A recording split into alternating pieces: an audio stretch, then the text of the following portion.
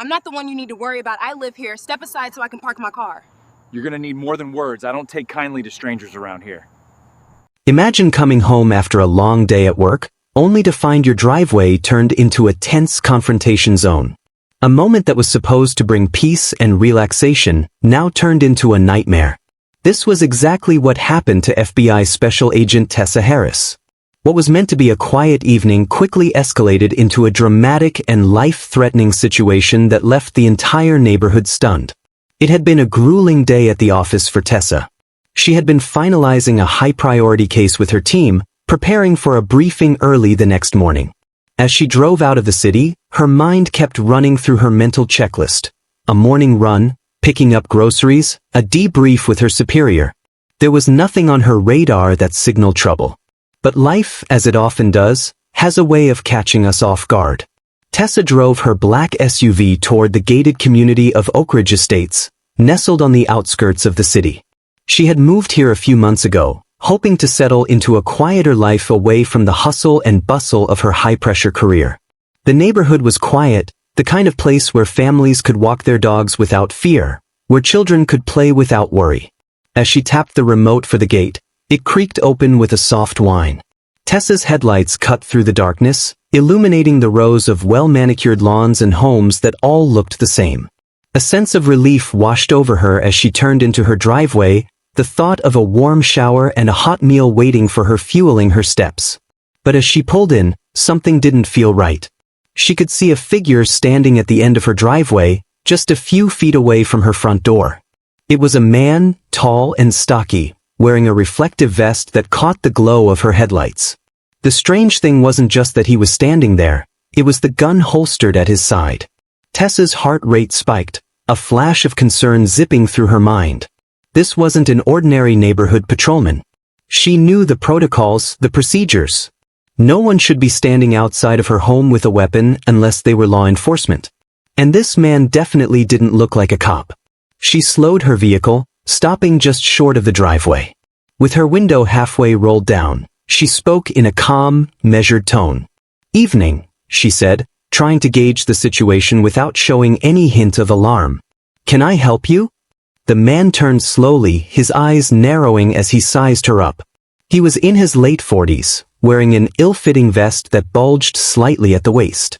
His face was grizzled, salt and pepper hair cut short. There was something off about the way he stood, too stiff, too aggressive for a typical neighborhood watch member. "You live here?" he asked, his voice gruff and uninviting. Tessa kept her posture relaxed, trying to maintain control of the situation. "Yes, I do. I'm Agent Tessa Harris, Unit 314. She gestured lightly toward her ID badge clipped to the visor, just in case he missed it. The man didn't budge. Instead, he leaned in a little closer, tapping his fingers against the handle of the gun. "I've been keeping an eye on this block," he said, his tone filled with suspicion. "You're not one of the regulars around here. Haven't seen you at any of the HOA meetings." Tessa's jaw tightened. She had expected this to be a simple interaction, but it was quickly becoming something more. She was accustomed to handling difficult people, especially when they were armed. The difference now was that the threat wasn't coming from a criminal or a suspect. It was coming from a man who had taken it upon himself to patrol the neighborhood, armed and with no legal authority to do so. "I don't attend the HOA meetings," she replied evenly, trying to keep the situation from escalating. "But I do live here. I'm not a stranger." The man stepped even closer, his chest puffing out. "I don't think so," he muttered, barely audible but enough for Tessa to hear. "I'm the neighborhood safety coordinator. It's my job to make sure this place is secure. And you don't look like you belong." Tessa felt the tension mounting. She knew that this could quickly turn dangerous if the man didn't de-escalate. As she took a slow, steady breath, she could feel the weight of her training kicking in. Her FBI instincts were sharp, but there was a different kind of pressure now. It wasn't the usual high-stakes operation, but the stakes were still just as high. She was standing in her driveway, facing down an armed man who was convinced she was the threat. "You need to step aside so I can park my car," she said, her tone polite but firm. The man didn't move. Instead, he reached for his holster, unclipping the weapon and pulling it halfway out. The metallic sound echoed in the quiet night, and in that moment, Tessa knew the situation had crossed a dangerous line. Tessa's eyes narrowed as she assessed the situation. This man wasn't law enforcement, and from the way he held the gun, he was no expert. He was flustered, jittery, and his posture, his stance, betrayed a man who had never been trained to handle high-stress situations. "You're going to need more than words," the man said, his voice thick with bravado. Tessa didn't flinch. She wasn't about to give him the satisfaction of seeing her nervous. Instead, she shifted her posture slightly, her gaze never leaving his hand that now hovered too close to the weapon. "I'm not the one you need to worry about," she said. "But you need to lower that gun. You're pointing it at a resident of this neighborhood, and you have no right to do that." The standoff had begun. The tension in the air was palpable, each breath heavier than the last. Tessa could feel her pulse in her ears as she carefully watched the man before her. The gun was still pointed in her direction, but his hands were shaking. The weight of the situation was finally sinking in, but pride kept him rooted to the spot. His face, flushed with a mix of anger and fear, betrayed the bravado he was trying so hard to maintain. "I don't take kindly to strangers around here," the man growled, his voice cracking slightly. "You should have stayed in your car." Tessa didn't move, not a single muscle betraying her calm. She knew how to handle situations like this. She had done it before, with criminals much more dangerous than a disgruntled neighbor playing security. But something about this man, this self-appointed protector of the neighborhood, felt different. There was a desperation in his eyes, the kind of fear that makes people do irrational things. And the last thing she wanted was for this to escalate into something more tragic than it already was. She took another measured breath, keeping her tone even, steady. "Douglas," she said, using his name now. "You're holding a weapon in a place where you have no authority. I'm asking you to lower it." Douglas's grip on the gun tightened, his knuckles white against the handle. "I'm in charge here. This is my street. I'm the one who keeps this place safe. You don't belong here, not like the rest of us. You're just some stranger showing up, and I won't let anyone jeopardize my community." Tessa felt her muscles tense, but she stayed still, her hands visibly resting on the steering wheel, giving him no reason to think she was reaching for a weapon. He wasn't trained, she could see that now. He was a man playing at power, trying to assert control over something he didn't understand. "You're not keeping anyone safe by pointing that gun at me," she said, her voice cutting through the night air, calm but firm. "You're threatening someone who lives here. That's not security. That's intimidation." The sound of her words seemed to echo down the quiet street. She could see shadows flickering behind the windows of nearby houses, curtains twitching, the soft hum of phone cameras beginning to rise. Neighbors, no doubt, were recording the standoff, waiting for someone to make a move. Douglas didn't back down. Instead, he stepped closer, bringing the barrel of the gun just inches from her window. "You think you can intimidate me with your badge?" he sneered. "I don't care who you are. This is my neighborhood, and I'll protect it how I see fit." Tessa's heart pounded in her chest, but her breathing remained steady, controlled. "Douglas, you're holding a weapon you have no legal right to carry. You're making a dangerous mistake. If you shoot, you'll ruin your life. You'll destroy everything you've worked for." She knew the stakes, and she knew he did too. There was a crowd now, neighbors watching, recording, whispering in the background. She had to be careful. One wrong move, 1 second of panic, and this entire neighborhood could turn into a war zone. "You don't know what it's like around here," he spat. "You come here with your badge, your fancy job, and you think you're above everyone else. You think you can just waltz in and do whatever you want. But people like you don't belong in places like this." The words hit harder than she expected. It wasn't just a threat against her, it was a direct assault on her identity. He was looking at her not as a person, but as an outsider, a stranger who didn't fit the mold he had created in his mind. It wasn't about race, or class, or anything else. It was about control. His control over the neighborhood, his imagined authority that he felt he had the right to impose on anyone who didn't match his idea of what belonged. Tessa's eyes never left his hands. His grip on the gun was still shaky, his fingers twitching nervously. She could see it now, the underlying uncertainty. He wasn't as confident as he wanted her to believe. He was scared just as much as he was angry. And in that fear, he was dangerous. But fear could be managed. She knew that. And she could manage it now, if only he would listen. You think you're protecting this neighborhood, but all you're doing is putting it in danger, she said, her voice unwavering. That gun isn't going to keep anyone safe. It's going to make this worse. For a moment, it seemed like Douglas might listen. His body language shifted slightly, the tension in his shoulders relaxing just a fraction. But pride is a strong force, and Douglas wasn't ready to let it go. His voice dropped, barely a whisper but full of venom. You don't know anything. I'm the only one who cares enough to keep this place safe. You just think you can come here and tell me what to do. Tessa's mind raced as she scanned his posture. He was unstable, but there was a way to end this. If she could just get him to see reason, to understand that he had no real power here, that this standoff could only end badly for him. She leaned forward just slightly, making sure to keep her movements slow and deliberate. Douglas, you're not a soldier. You're not a law enforcement officer. You're a man with a gun, playing a game you don't understand. You can end this. Put the gun away and we can talk.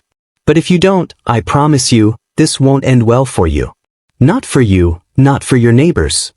The silence that followed was heavy, thick with tension. The faint sound of crickets chirping was the only noise that cut through the quiet. Tessa could hear the rustling of clothes behind the windows, the creak of a door opening just slightly to let in the night air, and the collective breath of the neighborhood, all waiting to see what would happen next. Douglas's face twitched as his gaze flicked between her and the neighbors, the cameras, the eyes watching. It was too late to back down now.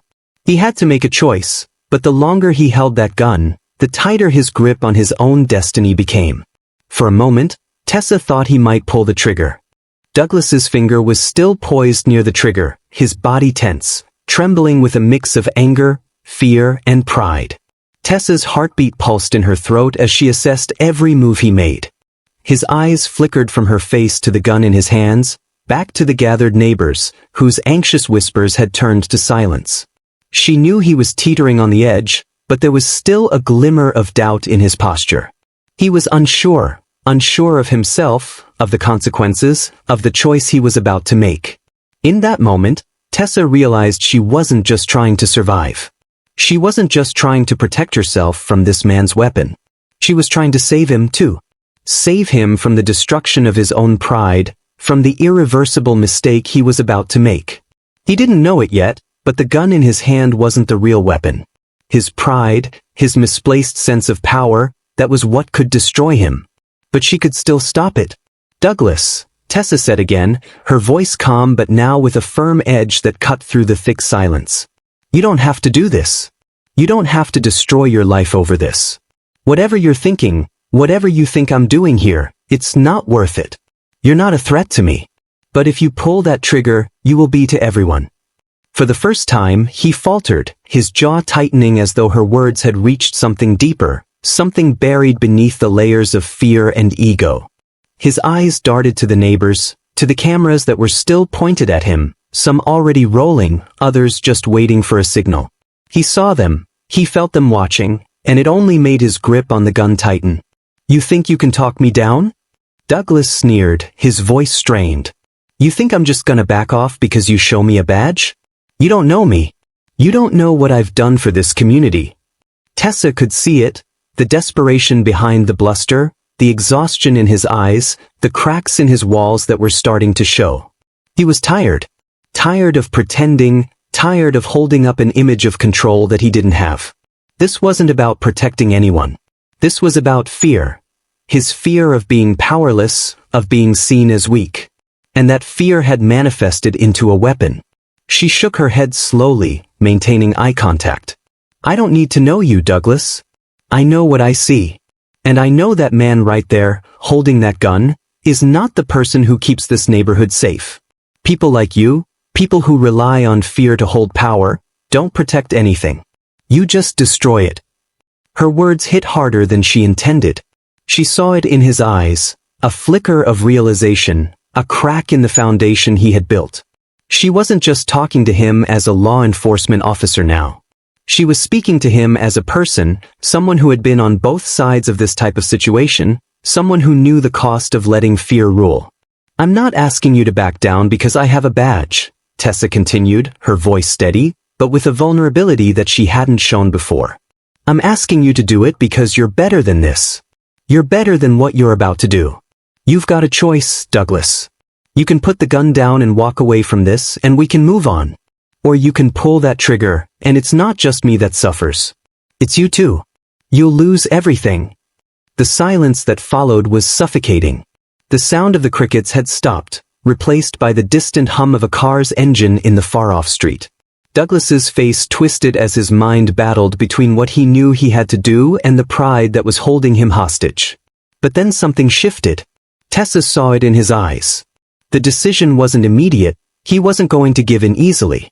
But the walls were crumbling, piece by piece. For the first time, he wasn't holding the power. She was. He let out a harsh exhale, lowering the gun just a fraction, his hands shaking more violently now, not from anger, but from fear. Fear of losing control. Fear of admitting he had been wrong. "I'm just trying to keep people safe," he muttered, his voice faltering. Tessa didn't respond immediately. She didn't need to. She just let him talk, let him process the reality of the situation. She could see the fight leaving him, the certainty that he had been right draining from his face. The crowd of neighbors had grown quieter, now watching with rapt attention as the drama unfolded. Tessa could feel their eyes on her, on him, on the situation that had become a spectacle.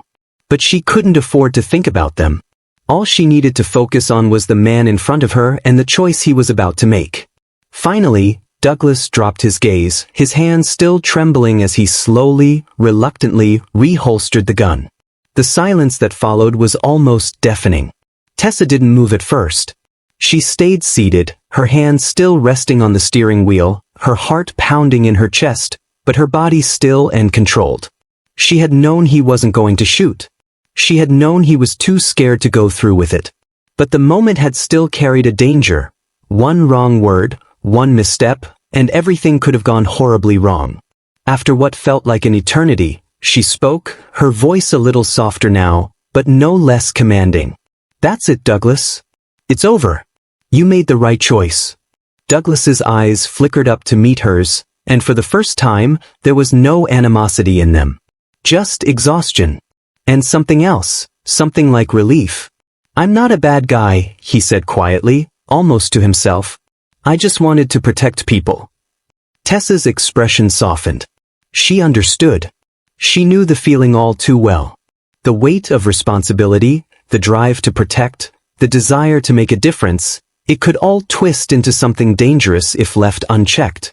"You don't protect anyone by threatening them," Tessa replied, her voice gentle but firm. "Real protection comes from trust, from responsibility, from knowing when to step back." Douglas didn't say anything more. He just stood there, his shoulders sagging as though the weight he had been carrying for so long had finally begun to lift. The neighborhood was still, the tension dissipating like smoke in the air.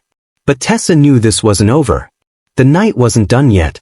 There were still questions to answer, people to speak to, and a community that would have to reckon with what they had witnessed.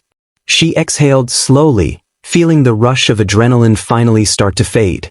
It wasn't over yet, but for now she had done what she needed to do. She had saved herself, and maybe even saved him. As Tessa sat in her car, the tension of the moment finally began to settle, but the quiet that followed felt heavy. The sound of the gun being reholstered had been like a release, a sharp exhale after the suffocating pressure of an impossible situation. But the weight of what had just happened still pressed down on her chest. This wasn't over. Not by a long shot. Douglas stood at the edge of her driveway, his shoulders slumped, the gun now tucked away. He wasn't the man in control anymore. The quiet murmurs from the neighbors, the soft click of phone cameras still recording, filled the air with an unsettling buzz. They had witnessed everything. They had seen Douglas, the self-proclaimed protector of their street, collapse under the weight of his own delusion. And now, they would have to reckon with what that meant. Tessa's mind raced, but she kept her composure. She had handled dozens of high-stakes confrontations in the field, but this one felt different. It was personal. This wasn't a criminal she was facing, it was a neighbor. A man who had thought he was doing good. A man who had believed that control and fear would make him a hero. But all he had done was put everyone in danger. The standoff had ended, but the aftermath was just beginning. Tessa finally reached for her phone, her fingers cold against the screen. She quickly sent a message to her supervisor, just a simple note: situation under control. Gun threat neutralized. No shots fired. Neighbors recording. She wasn't sure what would come next, whether the authorities would be called, or if the HOA would try to sweep this under the rug. Either way, she knew there would be questions. And she would be ready to answer them. She glanced back at the neighborhood, where the tension was starting to bubble to the surface. Some neighbors were retreating inside, shaking their heads, as if pretending nothing had happened would make it disappear. Others lingered, their eyes still fixed on her, as if waiting for a sign of what to do next. The silence was broken by a voice from across the street. A woman, older, in a bathrobe, standing on her porch with a cell phone in her hand. "Are you all right?" she asked, her voice trembling. Tessa nodded slowly, giving a tight smile. "I'm fine. Thank you for asking." But the woman's gaze didn't leave her. There was something in her eyes, something that spoke of fear, of judgment. Of a community trying to make sense of what had just happened. She wasn't the only one feeling it. Tessa could hear the whispers. Did she really live here? What was that all about? As the moments ticked by, the tension in the street began to feel unbearable. The air was thick with the aftermath of the confrontation.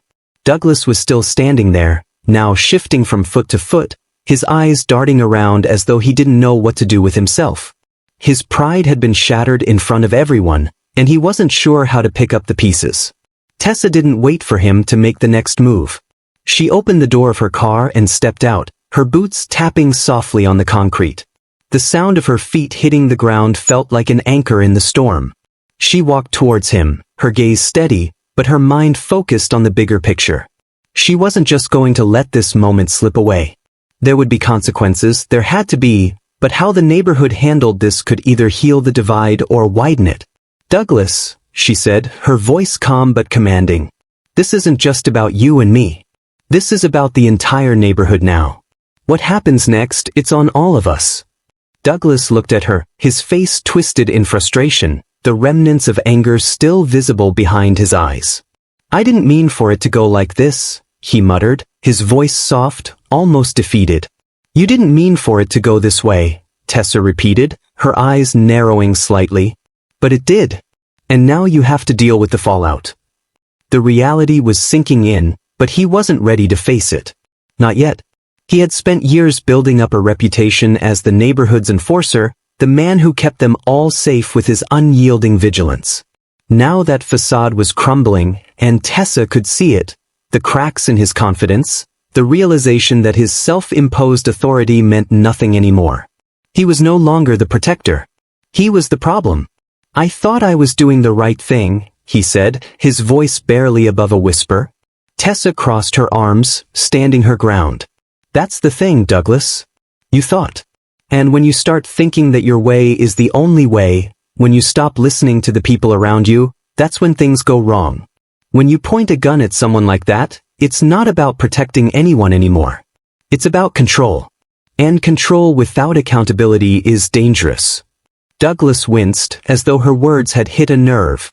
He opened his mouth, then closed it, unsure of what to say.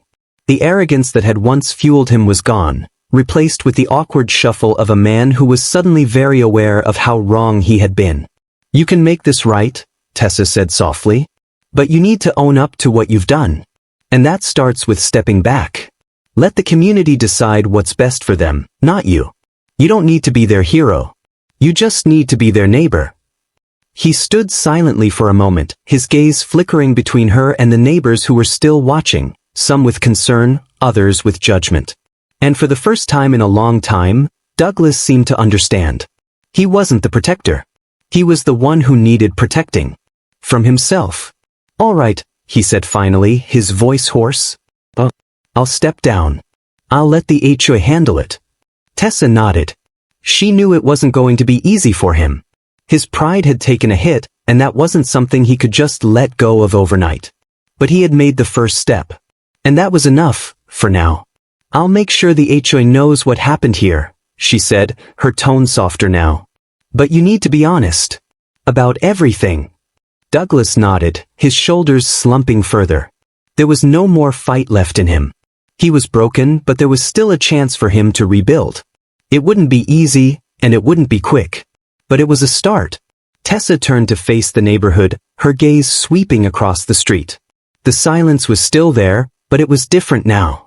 People were starting to move, stepping away from their windows, lowering their phones. The neighborhood wasn't quite the same anymore, and neither was she. "Is everything all right?" came a voice from behind her. She turned to see a man in his late 50s, his face lined with worry but also something else, curiosity. Tessa gave him a tight smile. "It's handled," she said. "For now." But she knew this wasn't over. The real work, the difficult conversations, the repairing of broken trust, it was all waiting. And it would take time. But Tessa had been through much worse in her career. If she could get through tonight, she could get through anything. The streets of Oak Ridge Estates were still, but the atmosphere had shifted. The hum of the neighborhood, once so familiar and comforting, now felt off, distorted by the aftermath of what had just happened. Tessa could feel it in the way the neighbors avoided eye contact, in the way the usual greetings were replaced by tense silences. They had all witnessed a dangerous standoff, and though Douglas had lowered his weapon, the damage had already been done. The question now wasn't about whether the confrontation had ended peacefully. It was about what the neighborhood would do next. What they would say when the dust settled. How they would deal with the unsettling truth that one of their own had been so close to becoming the very thing he claimed to protect them from. As Tessa walked toward her front door, she could feel the weight of the eyes on her. The neighbors, once polite but distant, now seemed to hover just outside her line of sight. Some walked by quickly, their heads lowered, unwilling to meet her gaze. Others stood on their porches, whispering to each other, exchanging glances as though trying to piece together the story that had just unfolded. Tessa unlocked her door, but as she stepped inside, she was met with an unexpected silence. The house, once a refuge from the chaos of the world, now felt heavy. Her mind raced, replaying the events of the night. The gun, Douglas's shaking hands, the crowd of neighbors watching, the fragile peace that had been restored. But she wasn't sure if the peace was real.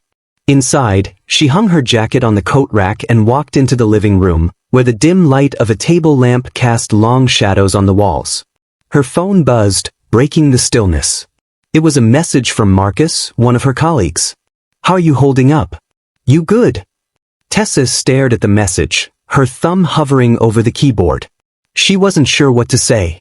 How could she explain what had just happened? How could she explain the weight of what she had witnessed, and the weight of what had almost gone terribly wrong? "I'm fine," she typed, trying to convince herself as much as anyone else. But this isn't over. Not by a long shot. She hit send and set the phone down, her eyes drifting toward the window. Outside, the neighborhood was still. The cars that had gathered earlier in the night had long since left, but the streets were far from empty. The quiet hum of uncertainty hung in the air. The fallout from the confrontation was far from over. She could feel it in her bones. The real question now wasn't about Douglas.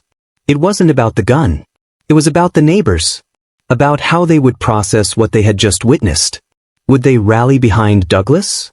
Would they see him as a misguided protector, or as the dangerous man he had proven himself to be? And what about her? What would they say about the woman who had stood her ground, unflinching in the face of danger, but who now had to carry the burden of what had happened? Tessa had been in dangerous situations before. She had faced gunfire, death threats, moments when she had wondered if she would make it out alive. But this was different. This wasn't a mission in the field. This was home. This was supposed to be a place of safety, a place where she could let her guard down, even if just for a moment. But now, the very idea of safety felt like an illusion. A knock on the door pulled her from her thoughts.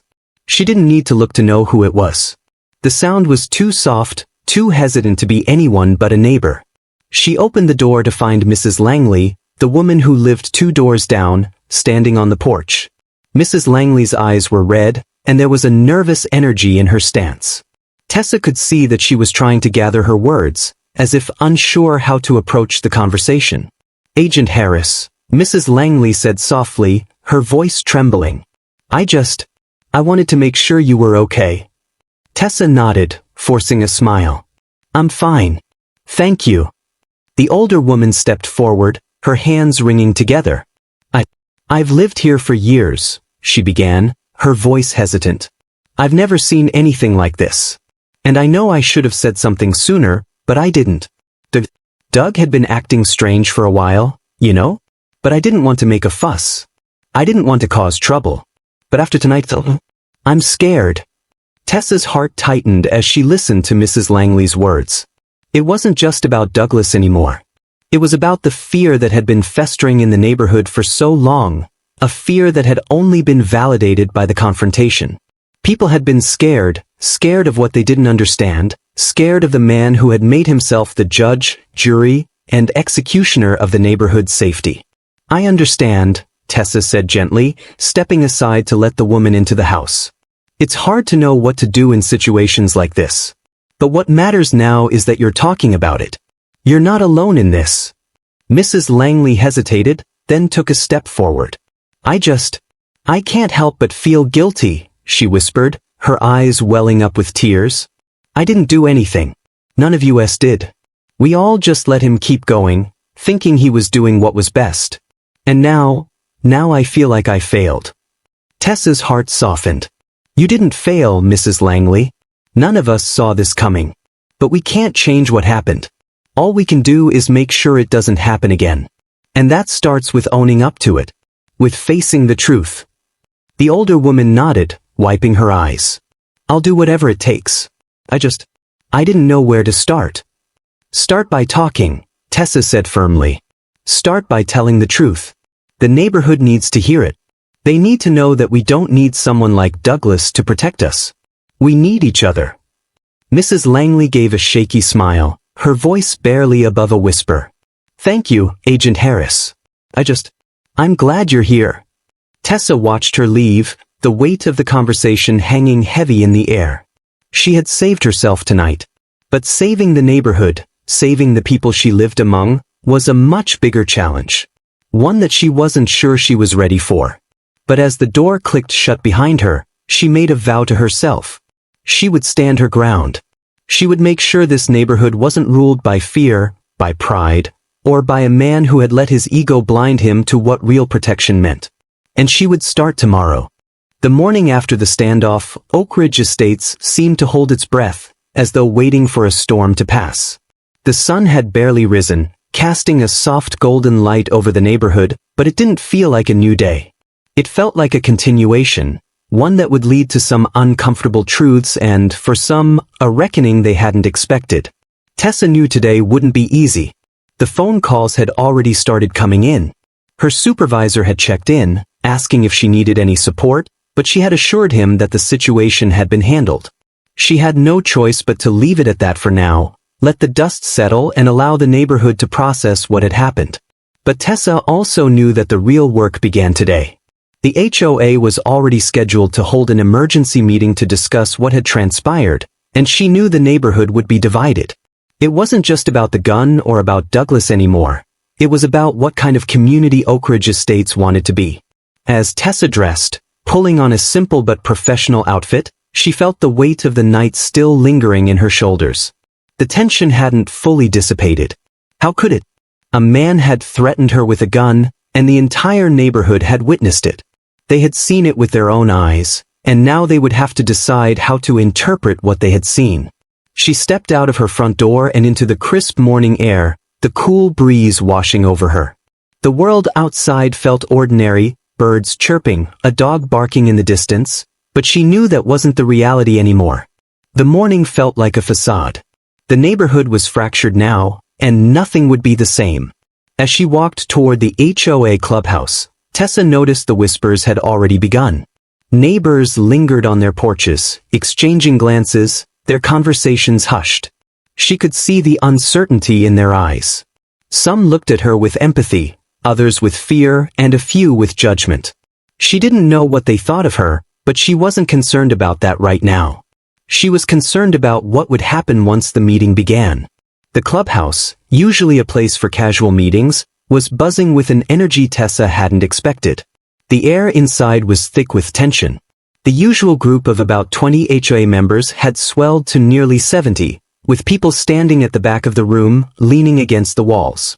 The long wooden table at the front was littered with papers, some of which had been hastily thrown down in the chaos. The chairs were filled, but no one was sitting comfortably. The room fell silent as Tessa walked in, her heels clicking on the hardwood floor, drawing every eye in the room. It wasn't the first time she had walked into a room of tense faces, but this time it felt different. This wasn't a debrief with colleagues, this was her neighborhood, and she could feel the weight of every pair of eyes on her. Some were curious, others accusatory. Some were scared, but all of them were questioning everything. The chairwoman of the HOA, Margaret Dwyer, was already at the front, her hands shaking slightly as she held a gavel, unsure of how to proceed. Her voice was shaky, but she did her best to maintain control. Let's get started. We're here to discuss the events of last night and what actions, if any, need to be taken. There was a murmur of agreement from the crowd, but no one spoke. The silence in the room was thick, suffocating, as if everyone was waiting for someone else to speak first. Tessa took a deep breath, knowing she needed to address this head-on. She stepped forward, her posture straight and resolute. I'm Agent Tessa Harris, and I'm here to talk about what happened last night. But more than that, I'm here to discuss what happens now. She paused, her eyes scanning the room. She could feel the weight of their gaze, the unspoken judgment, and the quiet fear. I understand the confusion. I understand the fear. And I understand that many of you are probably wondering what comes next. But I need to make something very clear. What happened last night wasn't about who lives here or who doesn't. It wasn't about who's a real member of this community.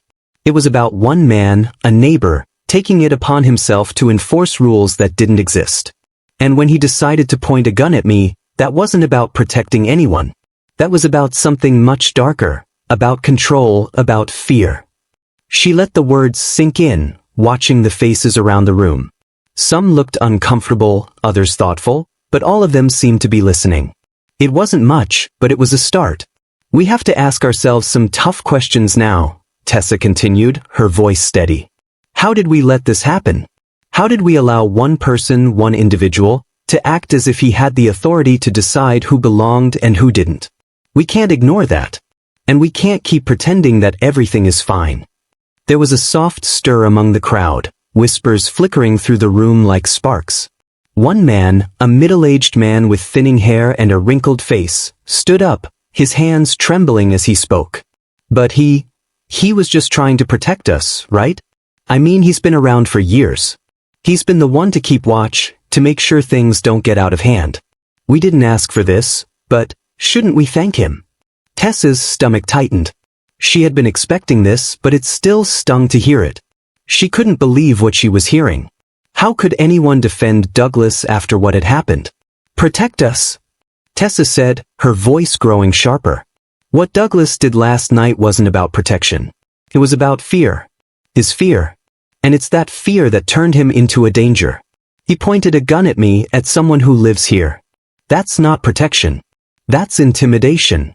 The room fell into another uneasy silence. She could see the wheels turning in some of their minds, but others still clung to the idea that Douglas had been their hero. Margaret cleared her throat, trying to regain control of the meeting.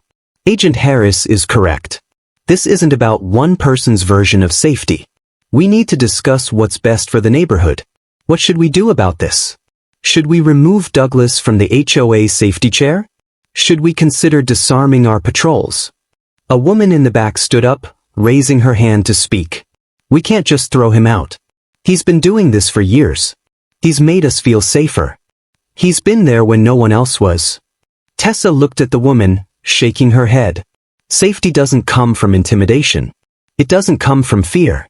Safety comes from accountability, from responsibility. It's not about who has the biggest gun, it's about who can handle themselves without it. Douglas lost control last night. And now we all have to live with that. A long pause followed her words, but slowly, people started nodding. The weight of her statement seemed to hit them, sinking in like a stone dropping into still water. It wasn't just about Douglas anymore. It was about them, about all of them. The community needed to decide if they were going to live in fear or live in truth. Margaret's voice broke the silence again. All right, let's take a vote on whether or not to remove Douglas from the safety committee. The room buzzed with nervous energy as people whispered amongst themselves. For the first time, Tessa saw a glimmer of hope. This wasn't over. The neighborhood had started to face the truth, and that, she knew, was the first step in rebuilding. It wasn't going to be easy. It was going to take time, and it was going to take everyone in the room, everyone in the neighborhood, owning their part in what had happened. But this was the beginning of something new. A change. And Tessa was ready to lead it. The room was quiet, too quiet. The weight of the vote was hanging over them all like a storm cloud.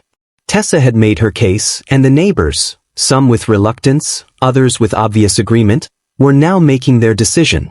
She could feel the tension in the air, a pressure that came not from the vote itself but from what it symbolized. This wasn't just about removing Douglas from his position as the HOA's safety chair. It wasn't even just about the gun he had pulled on her. It was about something deeper, something that affected every one of them. It was about fear. It was about control. And it was about whether or not this community would let those things dictate their lives. Tessa stood at the back of the room, her arms crossed, her posture still as composed as ever. But inside, her thoughts were racing. The neighborhood had been divided, and no vote could erase the scars of what had happened. There was no undoing the standoff, no taking back the fear that had gripped this community. But what came next? That was the real question. What would they choose to do now? Margaret stood up, her gavel in hand, her fingers still trembling slightly as she looked out over the room. All right, she said, her voice wavering. We've had enough discussion. Let's take a vote on whether or not to remove Mr. Brenton from his position on the safety committee. One by one, the hands went up. Some were hesitant, others quick to raise their hands, but they all went up. And when Margaret called for the count, the result was clear. The majority had voted to remove Douglas from the committee. Tessa couldn't help but feel a small sense of relief. It wasn't the resolution she had hoped for, but it was a step. The community had made its choice, and for the first time in a long time, it felt like the neighborhood was beginning to reckon with its own complicity in the chaos. Douglas, for his part, didn't say a word. His face was pale, his eyes distant, as if he couldn't quite comprehend what had just happened. Tessa knew that this was the hardest part for him, accepting that his place in this community had come to an end, not by the force of a gun, but by the collective decision of the people he had tried to control. As the meeting drew to a close, the room began to empty out, the weight of the decision still lingering in the air. Tessa stepped outside, feeling the cool air hit her face as she made her way to her car. The sun was beginning to set, casting long shadows across the street. The same street where just a few nights ago, she had been forced to face down a man with a gun. The same street that had now witnessed a pivotal moment in its history. But Tessa knew that the real work was just beginning. As she got into her car, her phone buzzed with another message, this time from Marcus. "How's the neighborhood holding up?" it read. She typed back quickly. "It's starting to heal. We've got a long way to go, but they're finally seeing the truth. We all have to face it now." Her fingers hovered over the screen for a moment as she thought about the past few days, the standoff, the tension, the aftermath. It wasn't just about Douglas anymore.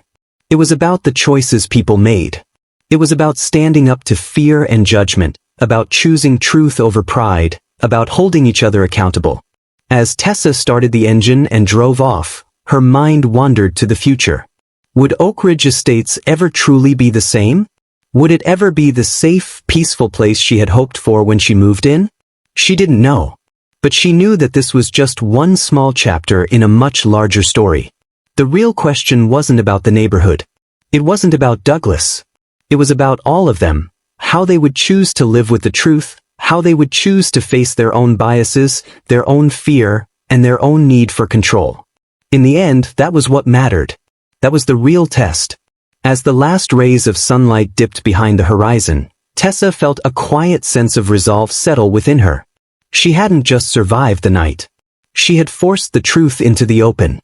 She had made a stand, not just for herself, but for the kind of world she wanted to live in, a world where people didn't let fear decide their fate, where community meant more than judgment, where the strength to do what was right came not from a weapon, but from the power of voice, conviction, and courage. And as the road stretched out before her, Tessa knew that the journey wasn't over. Not by a long shot. If you've been watching this story unfold, I hope it's made you think about the choices we all make, the assumptions we hold, and the power we each have to change the world around us. This isn't just a story about one neighborhood, it's a story about all of us, about how we deal with fear, pride, and responsibility. If you found this video compelling, make sure to like it, subscribe to our channel for more stories like this, and comment below with your thoughts. How can we move forward as a community? What do you think we can learn from Tessa's experience? Let's keep the conversation going. Together, we can change the narrative. Let's make sure we never stop questioning, never stop listening, and always choose to make the right call when it matters most. Stay safe and stay aware.